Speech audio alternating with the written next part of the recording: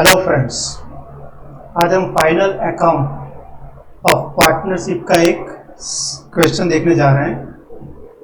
तो हमारा क्वेश्चन है, Dharma and Karma are partners sharing profit and loss in their capital ratio. From the following information prepare their final account. हमें final account create करना है। उसके लिए सबसे पहले हमें ये याद रखना है कि उनका प्रॉफिट एंड लॉस किस हिसाब से वो लोग शेयर कर रहे हैं। तो प्रॉफिट एंड लॉस शेयर कर रहे हैं इन द कैपिटल रेशियो के हिसाब से। तो उनका कैपिटल रेशियो यहाँ पे दिया हुआ है 14:12। 14:12 का अगर हम शॉर्ट करते तो कितना होगा? तो 14:12 अगर शॉर्ट करते हैं तो 7:6 हो जाएगा। इस हिसाब से हमें प्रॉफिट एंड लॉस को डिस्ट्रीब्यूट करना है दोनों पार्टनर्स के बीच।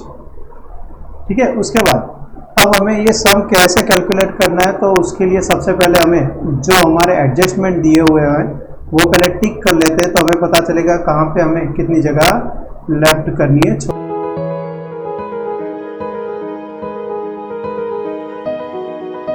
छोड़नी है। तो सबसे पहले फर्स्ट एडजस्टमेंट हमारा क्लोजिंग स्टॉक का है और स्टेशनरी है उसमें। तो क्लोजिंग स्टॉक तो आपको बैलेंस ये ट्रायल बैलेंस में नहीं मिलेगी, लेकिन यहाँ पे जो स्टेशनरी का स्टॉक है तो स्टेशनरी एक्सपेंस में हम एक टिक मार्क कर लेते हैं, यानी वहाँ पे हम एडजस्टमेंट लिखेंगे। सेकंड है हमारा मशीनरी डेप्रिसिएशन का, तो मशीनरी पर हम टिक मार्क कर लेते हैं, तो मशीनरी। उसके बाद क्रेडिट सेल्स दिया हुआ है और परचेस रिटर्न दिया हुआ है, तो क्रेडिट सेल्स, तो सेल्स में टिक मार्क कर लेंगे। और परचेस रिटर्न है तो हम परचेस में भी एक टिक मार्क कर लेते हैं। उसके बाद 1/4 शेयर ऑफ एडवर्टाइजमेंट दिया हुआ है, तो एडवर्टाइजमेंट का एडजस्टमेंट हम टिक करेंगे। ये तो हमने एडजस्टमेंट टिक कर लिया, लेकिन कई बार कितने सीक्रेट एडजस्टमेंट होते हैं वो भी एक बार देख लेने चाहिए। जैसे यहाँ पे हमारे क्रेडिट बैलेंस में हमें धर्मा की लोन दी हुई है। अगर कोई पार्टनर बिजनेस को लोन दे रहा है और उस पर इंटरेस्ट का परसेंटेज नहीं लिखा हुआ, तो हम कितना काउंट करते हैं? तो 6% हम कैलकुलेट करते हैं। तो ये हमारा एक सीक्रेट एडजस्टमेंट है। और उसके अलावा यहाँ पे सैलरी में हमें डेट दी हुई है 28 फरवरी, यानी मार्च महीने की सैलरी यहाँ पे कैलकुलेट करनी बाकी है, तो वो हम कैलकुलेट करेंगे। कैलकुलेट करने के लिए मार्च महीने की सैलरी, यानी टोटल 12 मंथ में से एक मंथ की सैलरी पे करनी बाकी है, यानी 11 मंथ की सैलरी पे की हुई है। तो कैलकुलेशन में क्या आएगा? तो सैलरी टोटल है हमारी 13,200 डिवाइडेड बाय 11, यानी 1 मंथ की सैलरी हमारी हो जाएगी 1200। अब 1200 हमारी सैलरी आउटस्टैंडिंग है, उसका एडजस्टमेंट हम करेंगे। तो फर्स्ट स्टेप में हमने सारे एडजस्टमेंट टिक मार्क कर लिए। सेकंड स्टेप में हम क्या करेंगे? तो जो क्रेडिट साइड की हमारी एंट्रियां है वो पहले सारी क्रेडिट साइड लिखेंगे। अगर इसमें से कोई एंट्री डेबिट साइड जा रही है तो वो माइनस होगी, फिर डेबिट साइड की सारी एंट्री हम डेबिट साइड लिखेंगे। तो यहाँ पे इस सम में, इस क्वेश्चन में हमारे पास कैपिटल अकाउंट तो है ही, उसके साथ करंट अकाउंट भी दिए हुए हैं। तो अगर किसी क्वेश्चन में इस तरह कैपिटल अकाउंट और करंट अकाउंट दोनों दिए हो, तो कैपिटल अकाउंट में आपको सिर्फ कैपिटल लिखनी है और उसके अलावा जितनी एंट्रियाँ आती है वो सारी हमें करंट अकाउंट में लिखनी होती है। तो इस सब में, इस क्वेश्चन में हम सिर्फ करंट अकाउंट ड्रॉ करेंगे, कैपिटल अमाउंट हम डायरेक्ट बैलेंस शीट में लिख देंगे। अगर उसका कोई एडजस्टमेंट है तो उसमें प्लस या माइनस होगा, लेकिन अभी तक कोई एडजस्टमेंट उसका कैपिटल का दिखा नहीं है, तो डायरेक्ट एंट्री हम उसकी लिख देंगे। तो सबसे पहले क्रेडिट साइड की एंट्री हम 1 बाय 1 राइट कर लेते हैं। तो कैपिटल अकाउंट धर्मा और कर्मा का हमें यहाँ पे दिया हुआ है। कैपिटल अकाउंट में धर्मा की 1,40,000 और कर्मा 1,20,000। फाइनल अकाउंट बनाने के लिए हमें सबसे पहले ट्रेडिंग अकाउंट, उसके बाद प्रॉफिट एंड लॉस अकाउंट, उसके बाद profit and loss appropriation account, partners current account. यहाँ कैपिटल अकाउंट की जगह हमने करंट अकाउंट क्रिएट किए, और लास्ट में balance sheet of partnership firm जो है हमें प्रिपेयर करनी है। तो बैलेंस शीट में कैपिटल,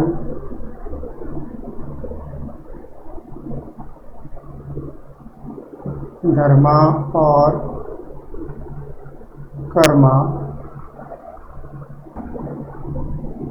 धर्मा की कैपिटल है 1,40,000 और कर्मा की 1,20,000। टोटल हम बाद में करेंगे।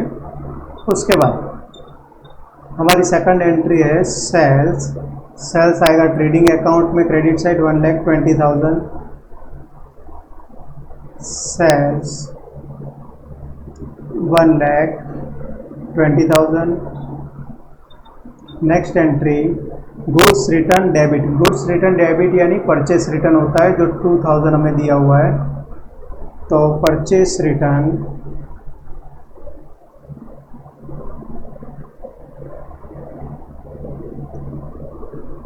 रिटर्न की अमाउंट है हमारी 2,000। हम अभी बॉक्स के अंदर अमाउंट लिख रहे हैं क्योंकि माइनस करनी है हमें, इसलिए।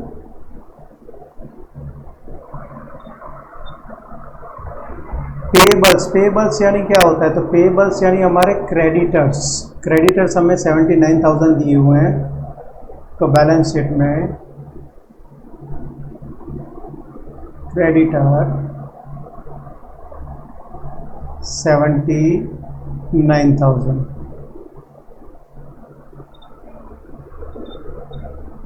उसके बाद सैलरी आउटस्टैंडिंग है। अगर आउटस्टैंडिंग है तो वो हमारे लिए लायबिलिटी है। बैलेंस शीट में आएगा salary outstanding 700। Salary outstanding amount है हमारी 700। नेक्स्ट हमारी एंट्री है लोन ऑफ धर्मा 30,000।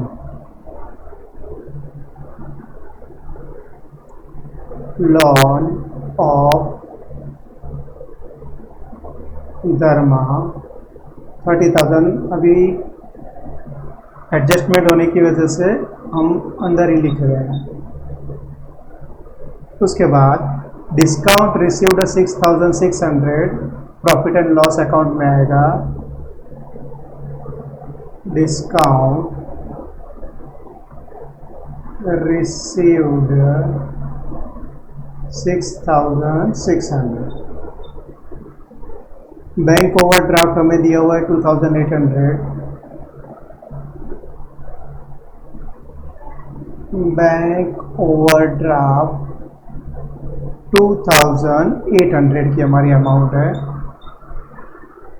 और करंट अकाउंट में हमें दिया हुआ है कर्मा का सिर्फ 14,000। करंट अकाउंट में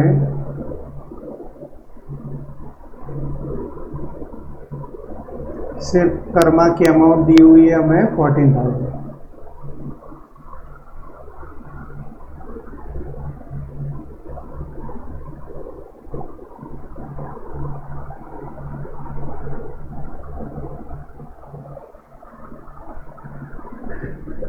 उसके बाद क्रेडिट साइड की आप एंट्री देख सकते हो। सारी क्रेडिट साइड ही हमने की है, लेकिन एक एंट्री जो रॉन्ग साइड जा रही है परचेस रिटर्न की, वो लेस हो रही है। यानी अगर आप रॉन्ग साइड जाते हो तो एक्सीडेंट होना तय है। अब ड्राइंग हमें दिया हुआ है। ड्राइंग्स धर्मा और कर्मा का 7,500 एंड 5,000।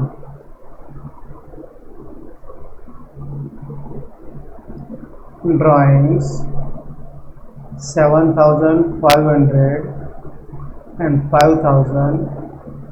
यहाँ 2 आपको हर जगह पे लगाना है और क्रेडिट साइड पे बाय।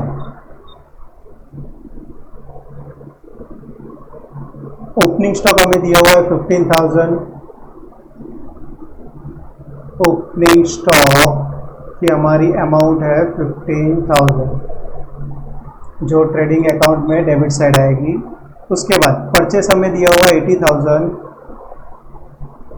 परचेस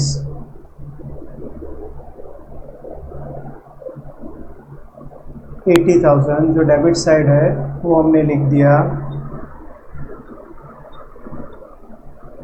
अब गुड्स रिटर्न क्रेडिट दिया हुआ है यानी सेल्स रिटर्न है 3000, तो सेल्स रिटर्न यहाँ पे हमें लेस करना है। सेल्स रिटर्न अमाउंट है हमारी 3000।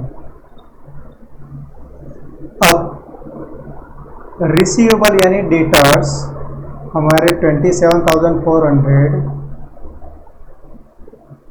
बैलेंस शीट में हमें लिखने हैं।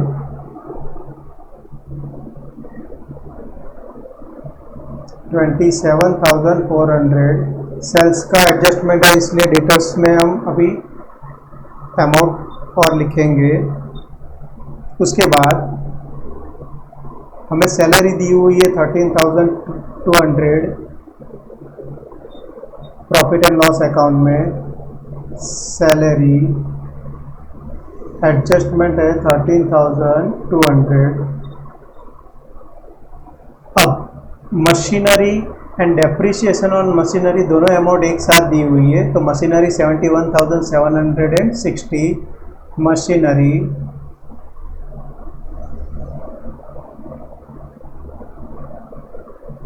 $71,760 प्लस डेप्रिसिएशन आपको पहले से दिया हुआ है, तो डेप्रिसिएशन की हमारी अमाउंट है 6,240। न्यू डेप्रिसिएशन फाइंड करना है तो इन दोनों का पहले टोटल करके हमें ओल्ड वैल्यू फाइंड करनी होगी, तो इसका टोटल हो रहा है 78,000। अब बिल्डिंग हमें दी हुई 80,000। Building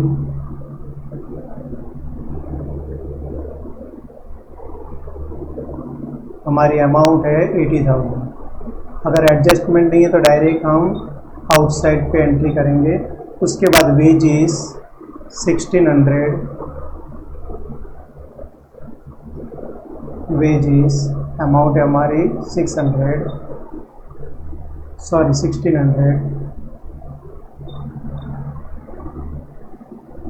insurance premium 1,800।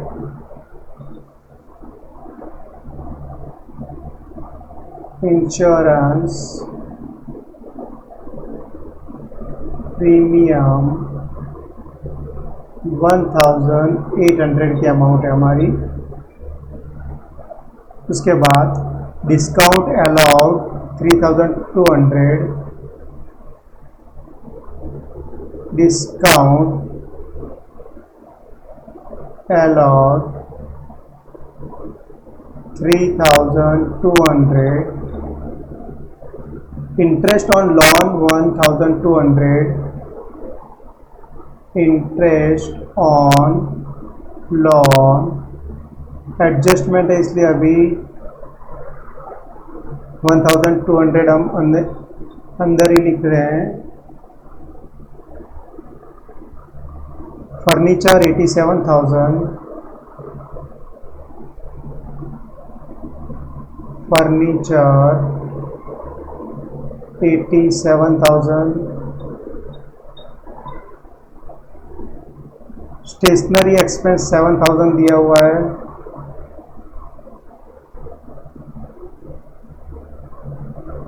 Stationery expense 7,000। Advertisement expense 36,000। Advertisement expense 36,000 जो प्रॉफिट एंड लॉस अकाउंट में सारे एक्सपेंस आएंगे। उसके बाद कैश बैलेंस 51,200 बैलेंस शीट में। कैश बैलेंस 51,200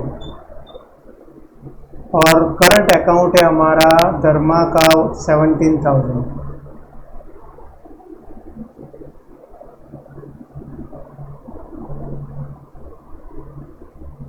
धर्मा का है 17,000 डैश। चलिए इतनी एंट्री करते हैं तो एंट्री के आपके मार्क्स तो कवर हो ही जाते हैं, लेकिन उसके बाद अगर हम एडजस्टमेंट करते तो कुछ और मार्क हमारे कलेक्ट हो जाएंगे। सबसे पहले हमें दिया हुआ है closing stock of ₹21,000 in which stock of stationery of ₹2,000 is included, यानी 21,000 का जो क्लोजिंग स्टॉक है उसमें 2,000 का स्टॉक कौन सी चीज़ का है, तो स्टेशनरी का है।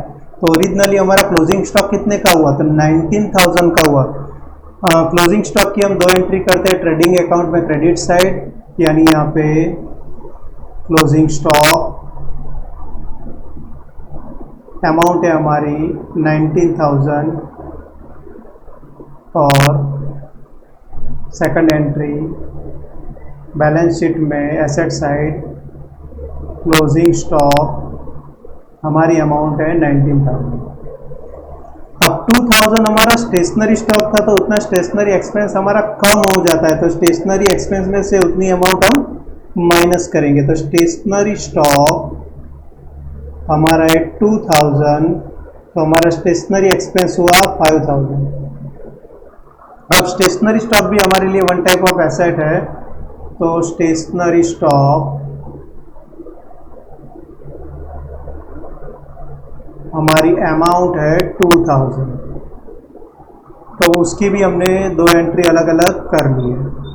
अब सेकंड एडजस्टमेंट हमारा on machinery depreciation rate is to be increased up to 10%।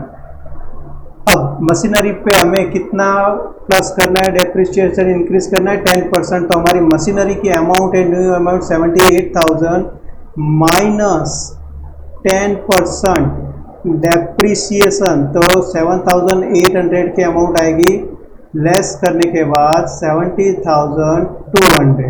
अब डेप्रिसिएशन जो 7,800 है उसकी सेकंड एंट्री डेप्रिसिएशन मशीनरी पे अमाउंट है हमारी 7,800। ओके, उसके बाद third entry credit sales of ₹1,000 is recorded in the purchase return book by mistake. Mistake से क्या हो गया, तो हमारा क्रेडिट सेल था वो गलती से हमने परचेस रिटर्न में लिख दिया है। तो सबसे पहले हम दो एंट्री कौन सी करेंगे, तो क्रेडिट सेल की। अगर जितना सेल्स हमारा प्लस होता है तो उतना क्या प्लस होगा, तो उतने हमारे डेटर्स भी बढ़ेंगे। तो यहाँ पे हमें प्लस करना है, लिखने का ही बाकी है हमारा क्रेडिट सेल्स, तो वहाँ पे हम लिखेंगे अनरिकॉर्डेड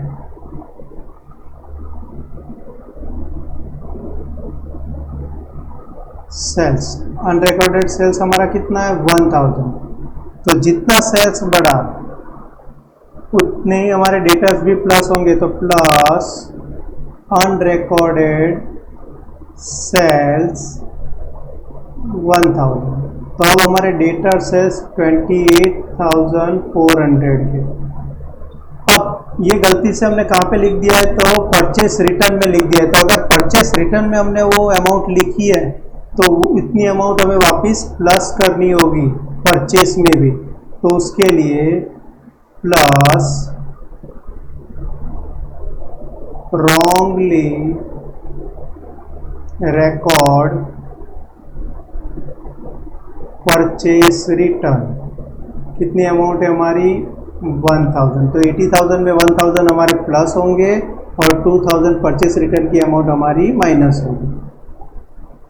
चलो उसके बाद हमने एक एंट्री परचेस रिटर्न में दी है, तो उतना ही हमारा क्रेडिट भी बढ़ेगा, तो प्लस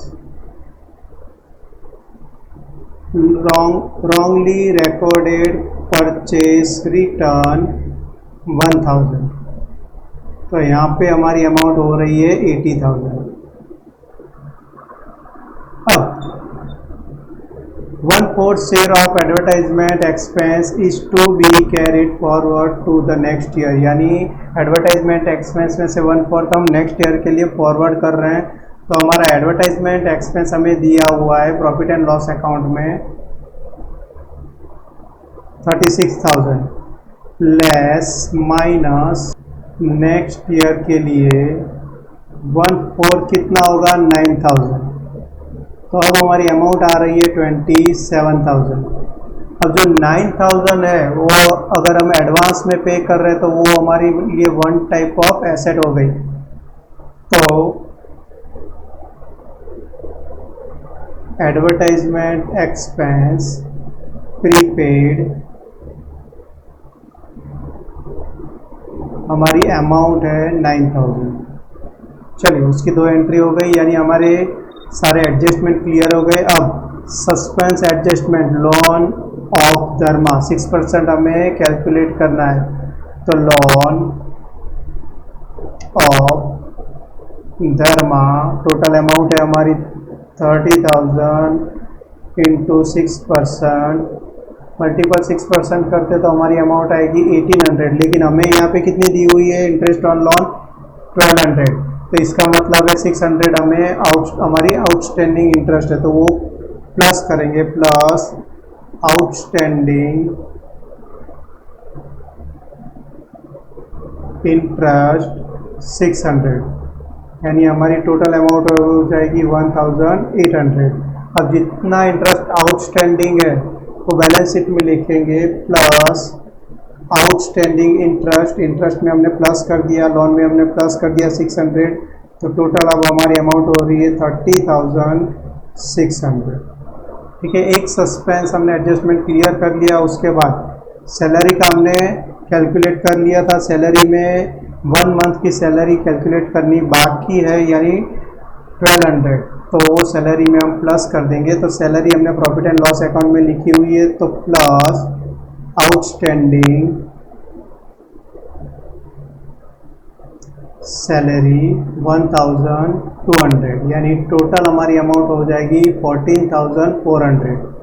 अब जो आउटस्टैंडिंग सैलरी है उसकी सेकंड एंट्री हमारे लिए लायबिलिटी है, तो बैलेंस शीट में लिखेंगे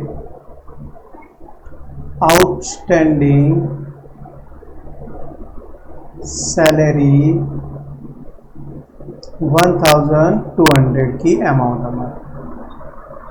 ओके, और कोई हमारा एडजस्टमेंट बाकी नहीं है, तो अब हमें क्या करना है, 1 बाय 1 कैलकुलेट करके अकाउंट क्लोज करने और सारे क्लोज करके अमाउंट हमें फाइंड करनी है। तो सबसे पहले ट्रेडिंग अकाउंट में 80,000 में प्लस 1000 माइनस 2000 करने पर हमारी अमाउंट मिल रही है 79,000।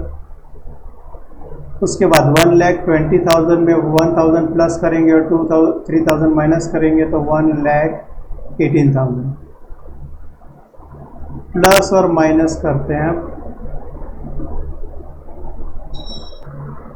1,18,000 एंड 19,000, हमारी अमाउंट होगी 1,37,000। 1,37,000 माइनस 15,000, 79,000 और 1,600, तो हमारा ग्रॉस प्रॉफिट यहाँ पे आ रहा है 41,400।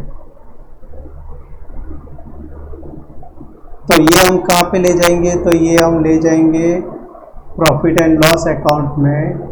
तो to profit and loss account gross profit, तो ये अमाउंट हम ला रहे हैं यहाँ पे credit side profit and loss account में 41,400, जिसमें हमें लिखना है by trading account gross profit. अब हमें profit and loss account close करना है, जिसका टोटल अगर हम करते हैं तो क्रेडिट साइड हमारी अमाउंट आ रही है 48,000 और डेबिट साइड थोड़ी ज़्यादा अमाउंट है, तो डेबिट साइड की हमारी अमाउंट का टोटल, तो प्रॉफिट एंड लॉस अकाउंट का हमारा टोटल आ रहा है यहाँ पे 61,000, यानी हमारा डिफरेंस यहाँ पे आ रहा है नेट लॉस 13,000 का। By profit and loss appropriate account net loss. अब ये 13,000 की हमारी जो अमाउंट है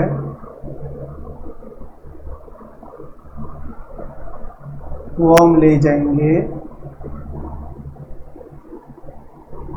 profit and loss appropriation account में। तो वहाँ पे हमें लिखना है to profit and loss account net loss. हमारी अमाउंट है 13,000, जो टोटल हमारा होगा यहाँ पे भी 13,000 यानी डिफरेंस अमाउंट हमारी आएगी यहाँ पे 30,000। अब जो यहाँ पे डिफरेंस आ रहा है, लॉस आ रहा है, वो पार्टनर्स के बीच हम डिवाइड करेंगे। तो बाय पार्टनर अकाउंट, पार्टनर में हमारे पास कौन है, तो धर्मा और कर्मा, दोनों के बीच किस हिसाब से हम डिस्ट्रीब्यूट करेंगे। तो हमारा रेशियो था दोनों पार्टनर का 7/6, जो हमने फाइंड किया था यहाँ पे 7/6। तो 7/6 के हिसाब से अगर हम डिस्ट्रीब्यूट करते तो 7,000 और 6,000 की हमारी अमाउंट आएगी, जो हम ले जाएंगे पार्टनर्स करंट अकाउंट में।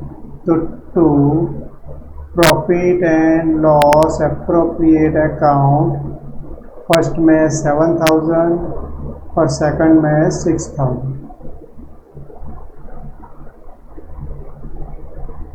लॉस है हमारा। अब करंट अकाउंट हमें क्लोज करना है और बैलेंस शीट में ले जाना है। तो उसके लिए सबसे पहले यहाँ पे क्रेडिट साइड कर्मा में 14,000 है, 14,000 माइनस 11,000 यानी डिफरेंस हमारा आ रहा है 3,000 टू बैलेंस CD। 3,000 के अमाउंट ये बैलेंस शीट में हमें ले जानी है, जबकि धर्मा में 17,000 प्लस 7,000 प्लस 7,000 और 500,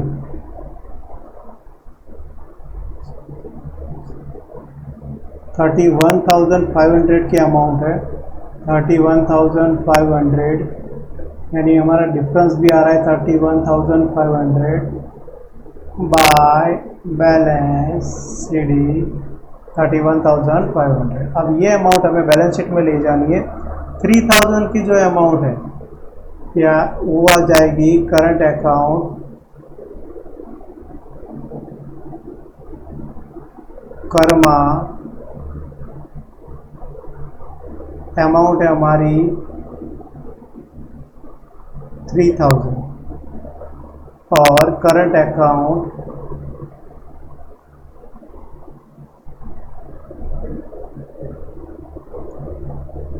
धर्मा, हमारी अमाउंट है 31,500।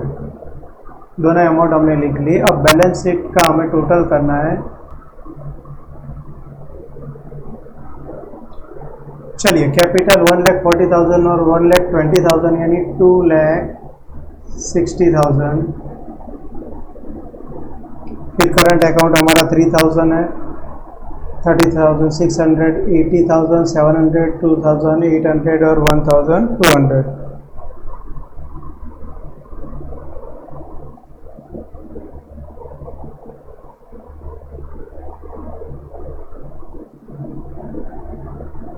तो टोटल हमारी अमाउंट हो रही है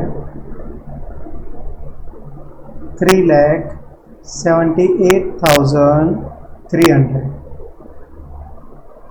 और एसेट साइड हमारी अमाउंट है 70,200, 80,000, 87,000, 28,400, 2,000, 51,200, 19,000, 9,000 एंड 31,500। तो टोटल हमारा यहाँ पे भी सेम हो रहा है 3,78,300। तो बैलेंस शीट में हमारा टोटल दोनों साइड सेम हो रहा है, यानी हमारा जो क्वेश्चन है वो सही है। So thank you very much.